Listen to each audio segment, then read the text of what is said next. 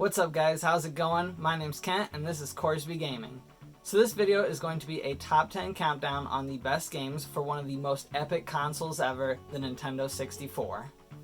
To give you guys some context on how I came up with this list, I tried to rank these games and be as unbiased as I could.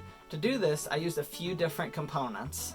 The first was how many copies of each individual game were sold, and then the second was multiple reviews from outside sources.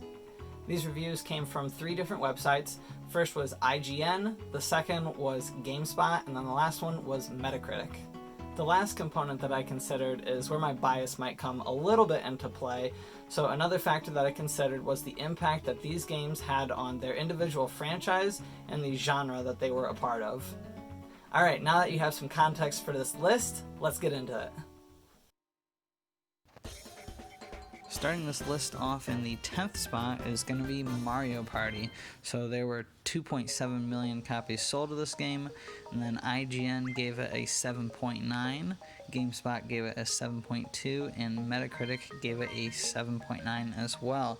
And to be honest with you, this game barely made the list. It just edged out a couple other games, but the big factor in it making this list was the fact that this game had so many sequels to it. There was like a dozen other Mario Party games, and without this one, none of that would have ever happened. Number 9 on this list is going to be Pokemon Stadium. So there were 5.4 million copies sold. IGN gave it a 8.2. GameSpot gave it a 5.7. I'm not sure if somebody there just really hated Pokemon or something, but Metacritic gave it a 7.8. And really this game made the list just mostly because the sheer volume of copies that this game sold. Obviously Pokemon was just getting started back then, and it was extremely popular. Coming in at number 8 is Diddy Kong Racing. This game sold a solid 4.8 million copies. IGN gave them an 8.4, GameSpot gave them a 6.6, and Metacritic was a generous 8.8. This game was not quite as good or popular as its counterpart Mario Kart, but this game was very solid in its own right and obviously good enough to make this list. Number 7 on this list is going to be Star Fox 64. So there were 4 million copies of this game sold. IGN gave them a 8.7, GameSpot with an 8.3, and then Metacritic with an 8.8. Now this game was very well made, very unique style of game, different endings, different paths that you could take. Overall, just a really solid game.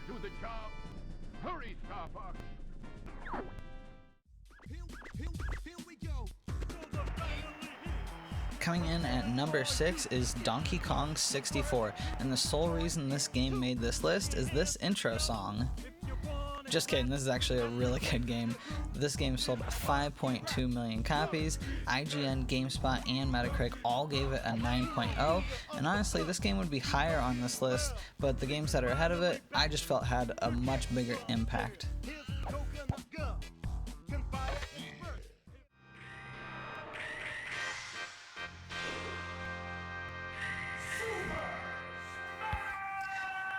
The number 5 game on this list is Super Smash Bros.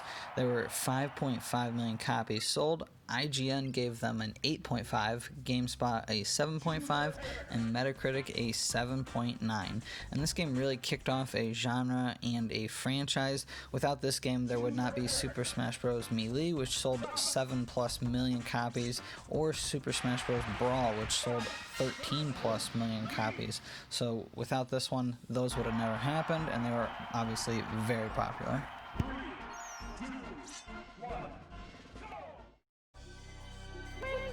Coming in at number 4 on this list is Mario Kart 64.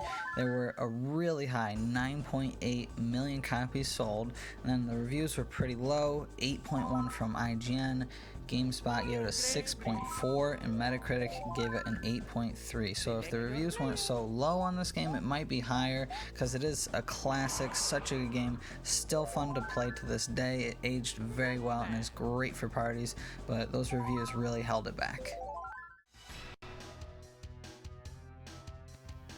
Third place on this list is going to be GoldenEye 007. There were 8.1 million copies sold. IGN gave them a 9.7, GameSpot gave them a 9.8, and Metacritic gave them a 9.6. So this game got excellent reviews. Unfortunately, this game didn't age all that well, but it is still a classic and one of the first-person shooter multiplayer games to come on major consoles. So without this, we probably wouldn't have Halo or Call of Duty or other games like that. So for that reason, this game definitely gets a spot on this list.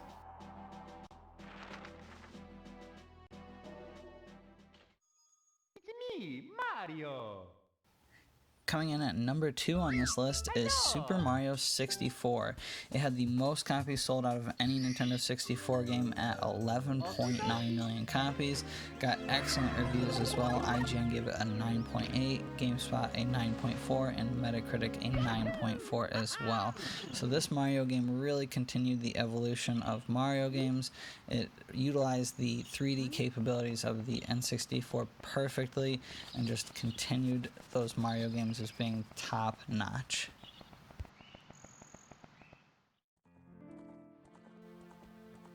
Alrighty, and that brings us to the number 1 game on this list, and it should be no surprise, it's going to be Zelda Ocarina of Time. This game sold 7.6 million copies and got near perfect reviews.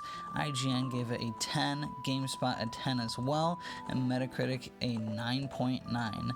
This game was easily the best game on the Nintendo 64 and in the discussion for one of the best games ever. It's a classic and a masterpiece that I could go on forever about, but don't worry, I won't. Thank you so much for watching. I really appreciate it. I hope you enjoyed the video.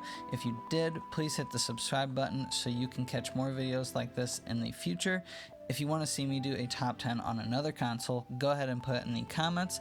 Hope you have a great day. I'll catch you next time.